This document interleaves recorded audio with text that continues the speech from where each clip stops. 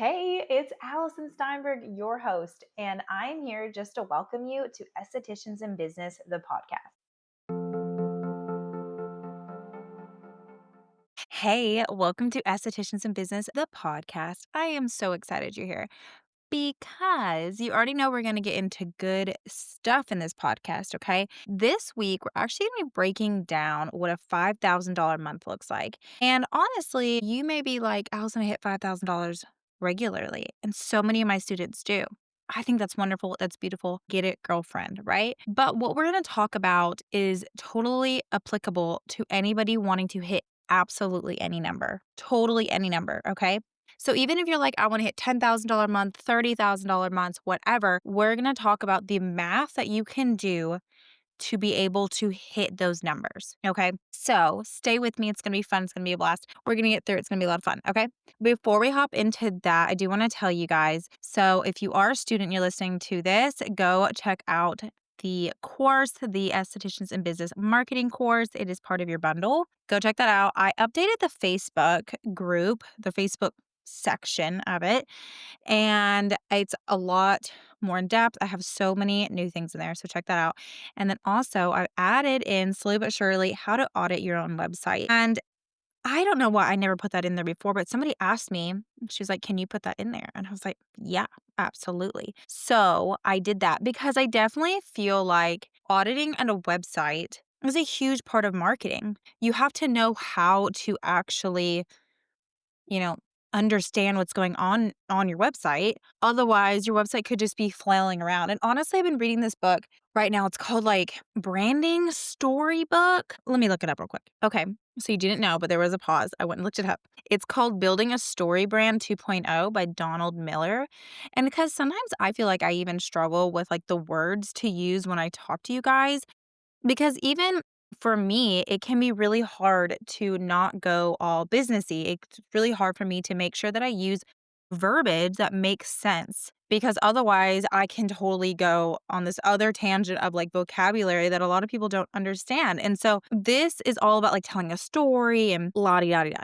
Well, anyways, I would highly recommend it if you're trying to like build a brand and you are struggling or you just want to get more in depth with understanding like copy, which is like the words you use when you are on your website or you're on you're creating descriptions in your menu, anything like that. I will link the book, okay? It's free with the Kindle like unlimited. So 10 out of 10, recommend you read it. If you don't have that, I don't know how much it is, but you can definitely find it on Amazon. I will link that actually in the show notes. So don't worry, I will have that set up for you. Okay, I'm back. You guys don't even know that I left because obviously I edited that literal 10 minutes out that my daughter woke up. So you guys understand how it is if you have parents and I had to go and pat her back to sleep. That's something my husband said we will not be doing with this baby. That is pats, which is basically we pat her back. And this child cannot fall asleep. She tries to pat herself and she has to be patted. And it's literally just patting her back. And sometimes she wants it super aggressive.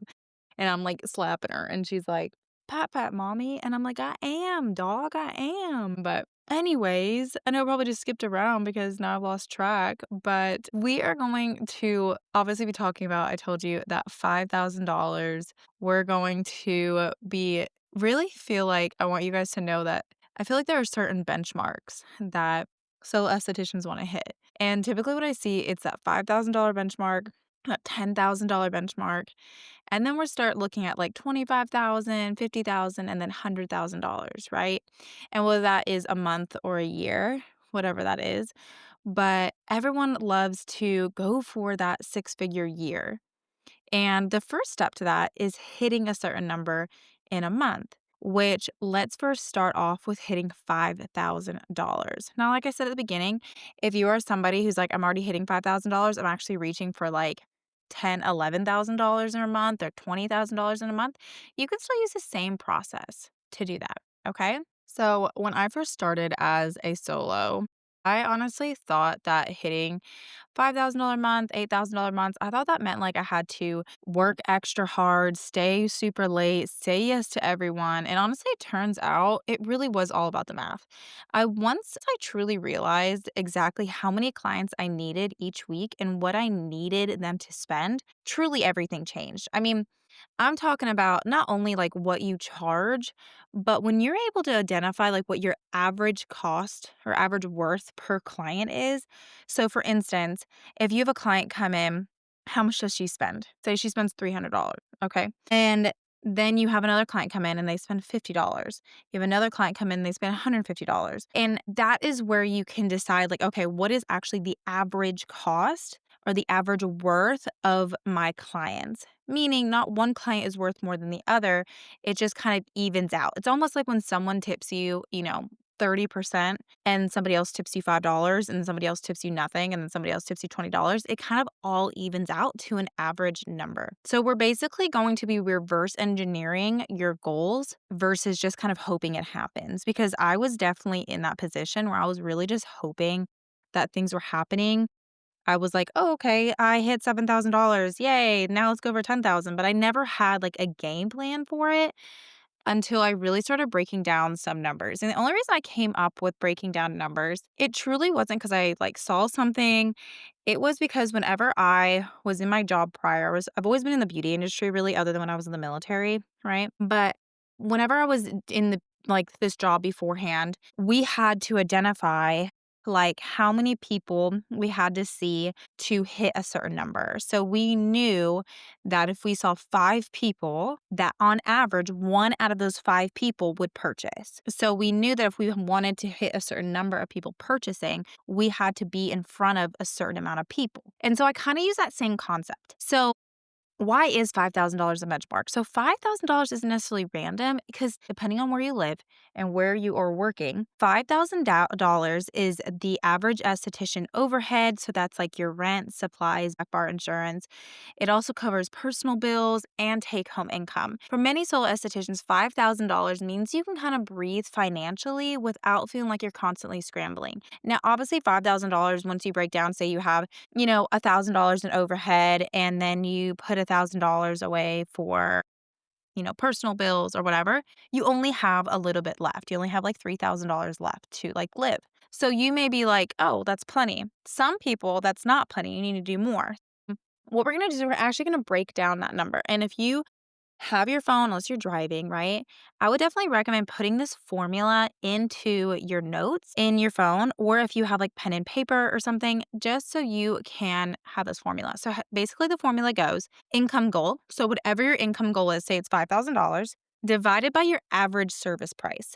Now, if you don't know what your average like worth of client is, you can literally use your average service price, meaning say you have a lot of clients that book a 60-minute or they book a Brazilian or whatever. What is that number? And then you have, the other half of your clients are booking a 90-minute or they're booking underarm wax. What is that number? And then I want you to average that. Okay. So you're going to do the mean of it. But let's just say for easy purposes, that average price is $100. So you're going to take your income goal, you're going to divide it by the average service price. And that's going to equal the number of services you need per month to hit that income goal. So this is what it would look like. $5,000 would be your goal. $100 would be that average service price. That means you have to have 50 services per month. That means no extra like add-ons, no retail, nothing, just the services to cover that 5,000, okay? And if you may be like, "Well, that's a lot." But if you do 50 divided by 4 weeks, that's only 12 to 13 services per week. If you work 4 days a week, that's only 3 services a day. So with one having 4 services, right? So just recognize that you can break that down a little bit further. But also look at it on the other end is if you have lower price services, figuring out what that looks like. Now, obviously in this industry, we have services that take an hour, we have services that take 15 minutes. I mean, I have seen waxers do Brazilians, like 5 Brazilians in an hour, something wild. And each one of those services are worth 50 plus dollars. And so in an hour, they're making a bazillion dollars just by doing that. This is still a good way for you to calculate it. And then you'll have to figure out kind of what your hours look like. So say your service price average is $75 and you still have that goal of $5,000 a month. So you take 5,000, you divide it by 75 and you get 67 services a month. And you may be like, whoa. But if you divide 67 divided by 4 weeks, that's 16 to 17 services per week. That's 4 services a day if you're only working 4 days a week. So I just want you to remember you don't need 200 clients. You need a clear and consistent flow.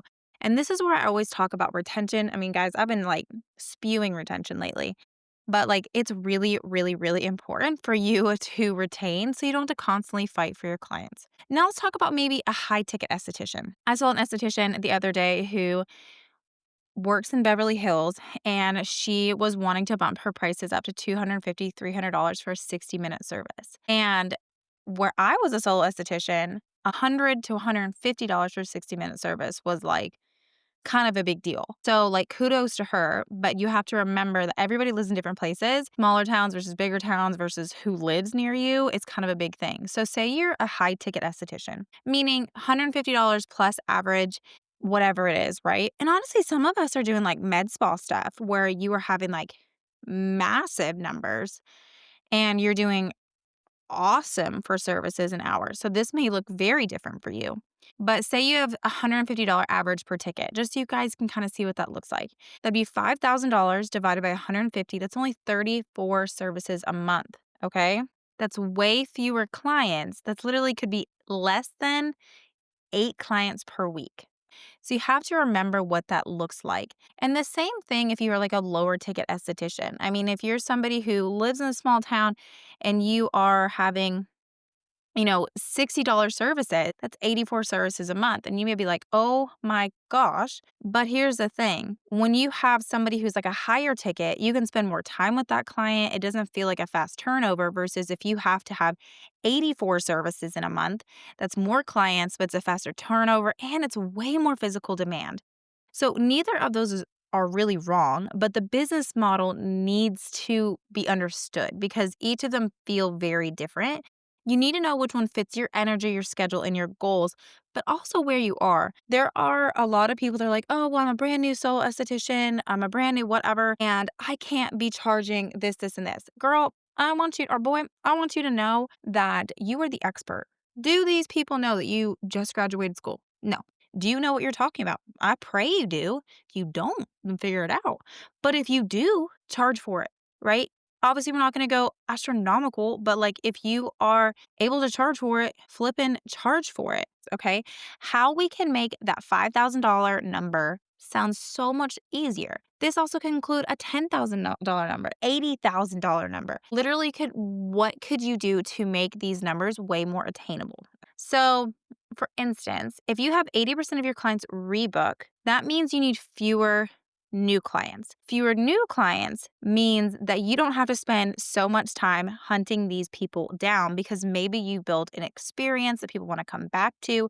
Maybe you have a loyalty program. Maybe you're trying to kind of, build that up. So, an example would be if your goal is 50 services, okay, and you literally could be sitting here and be like, I'm barely seeing 4 clients a week. How in the world am I gonna get 50 services? Well, sister, let's break it down, okay? Say you want 50 services, but you already have 40 that are rebooks. You only need 10 new clients. So that's the same thing. If you have 4 clients a week, 4 times 4 is 16 clients, right? That means if you get 10 of them to rebook, you only need 40 new clients. And you could be like, Allison, 40 new clients. But it doesn't mean those 40 new clients have to happen in the very next month. It can literally mean that you focus on meeting new people each week. So something that was like, I guess, not a strange goal, but like something that helped me kind of stay powered. So like I said, the job I had before, we always had like goals weekly. And so we needed to hit certain things every single week. And you basically had like a goal for new leads, for new purchases, stuff like that. And so I had a goal of 3 new purchases every single week. It was 3 new people that were going to be purchasing every week. And that meant I only had to focus on 3 people. So 3 is very attainable. So that could be the same thing for you. If you do 3 new people every single week, that's 12 people at the end of the month on top of the 10 people you already have. So it's 22, whatever, 22 new people at the end of the month, right? That's how many people. Say you have 15 that are rebooking for the next month. You only need 35. Do that process over and over and over again and you're gonna just watch yourself have higher rebookings. You're gonna watch yourself see new people and understand that not everybody's gonna rebook. It's okay that some people don't rebook. It's part of the process. You just have to really get in there and ask them to rebook. And if someone's like, absolutely not, or you just don't vibe with them, don't beg them to rebook. Gross. Okay, so let's move to the next one that's not so sassy. Let's add the retail attachment. Here's this big thing I feel like a lot of us forget that if 50 clients, okay, are we listening here? 50 clients spend $20 each on retail, that's $1,000. 50 clients, okay? So say you literally have 20 clients and they each spend $50 on retail. They buy a cleanser, they buy a serum. That's $1,000. Like that is a really, really, really big step. And now your service revenue only needs to be $4,000. So that means you really don't need as many new clients because you're hitting it consistently with upgrades in retail. And that moves me into upsells and add ons. So, say you have like a facial and you talk to them about doing a brow wax. And then after that, you're like, a perfect pair for this would be a jelly mask. Your brow wax is $20, your jelly mask is $30. 10 clients upgrade that. That's $200 to $300 extra a month. Okay. Like, are we hearing this, guys? And if you even do this more, that is like so much bigger. And it's the same thing if you try to have like packages and memberships. I mean, if you have 10 clients and they're all on $200 memberships, that's $2,000 you have locked in before you even open your books. So you don't need more clients. You just have to maximize each and every single one of them. You don't have to use them, but you can definitely talk about it. Okay, so I had one of my students reach out to me. So she has been a student of mine since like June, and it has been awesome. So she did lots of stuff with me, coaching, all the things. And we've set some goals, and one of her goals every single week was to hit like $950, right? Before that was like $500, then she moved it to $950. This past week, she hit $1,206 out of that 950. So she surpassed her goal. And this is literally what she said. I hit my goal out of the park. My new add-ons are a hit. My upgraded facial is killing it, and my business mission is still being shown through my pricing while still making great profits. That is insane and crazy, and I'm so proud of her because I remember specifically she asked me a question on I did group coaching for a little bit. She asked me a question. She's like, how do I talk about upgrading in a facial? Like, how do I do that? And I was like, just make it very natural, but do it with everybody as long as it makes sense, right?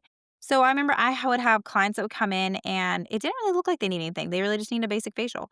Well, I would do that. But if I had a client came in that clearly needed dermaplaning or they're struggling with acne or something, high frequency was where it was at. So that's where you have to realize that upgrading can make such a big flippin' deal, guys. But so let's talk about what this literally could mean for your business plan because your business model is essentially like how you make money. What does it look like? What are the different ways that money is coming in? You have to remember if your numbers don't line up, it doesn't mean that you're failing. It just means that your prices and services don't necessarily match your goals.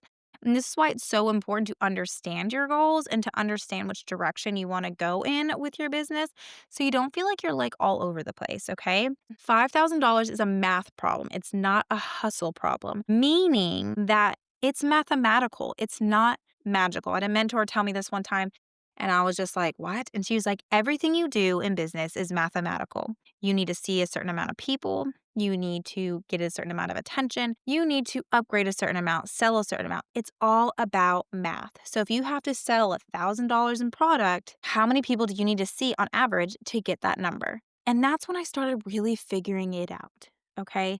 And so this is what I encourage you is I want you to write down your income goal. Maybe write down your income goal that makes you excited for every month that you know, okay, if I make this every month, I can pay for like my basic things, especially you're starting out. I can pay for my basic things and then add to what it looks like for you to be able to pay for like your life, the things that make you happy, eating out, getting massages, stuff like that. Add that in there and see what that looks like. But also remember that it's not necessarily going to happen immediately. Sometimes we just have to figure out the goal so we can get to the next thing. Now I want you to write down your average service price. Do that division and break it down weekly. Then at this point, you can literally add in retails and upsells to reduce the load. I mean, you could literally be making extra $2,000, $3,000 just by selling product. Okay. So if you feel like you're stuck at like $2,000, $3,000 months, I promise you it's not because you're not good enough. I promise you it's a math problem. It is not magical, it is mathematical. So once you see this formula, and I totally recommend you actually take a second to do this, it can feel so much lighter because then you know that you can break down what that looks like. Okay. And honestly, guys, if you're like Allison, I don't even know how to get clients in the first place to be doing that. I still want you to write down this number. What is your ultimate goal? Okay. My goal when I started my business was I had no idea. I needed to pay my rent. Awesome. That was my goal. Then, as I started paying my rent, I was like, okay, where do I actually want to go with my business? And at that point, I was like, okay, I want to hit my first 5,000. And I surpassed it this one month. And the very first month I went for 5,000, I surpassed it and hit 7,000. And I was ecstatic, guys. It was July, which if you guys know the aesthetic industry, it is typically a very slow month in July, and I was like beyond myself. When I broke down why I made so much that month, it was almost purely because of retail. And I didn't I brought in a ton new clients, but so much of it came from retail. And that's when I realized that I was putting so much stress on bringing in more clients that I wasn't maximizing the clients I had. Now, like I said, if you're like, "Oh, I don't even have clients." Okay? That's fine. I'm going to link my free webinar. If you guys haven't watched it yet, watch it. It's like talks about 3 steps to being booked without losing your mind. So, if you wanna lose your mind, don't watch it, but if you're into not losing your mind, check it out. No joke, okay? But I'm gonna link that there because it's gonna talk to you about how to get clients. It's gonna talk to you about different ways, and then you can always DM me and talk to me on Instagram, Estheticians in Business. I am there, and I'm there to support you. So, anyways, I'm gonna hop off. Love you. If this was super helpful, please share it, tag a friend, star it, all the good things that come with podcasting. I would love you literally forever. You're my best friends. And don't tell Ashley and Lewis, okay? Anyways, if you have best friends, you definitely know what I'm talking about. Love you guys. Okay, bye.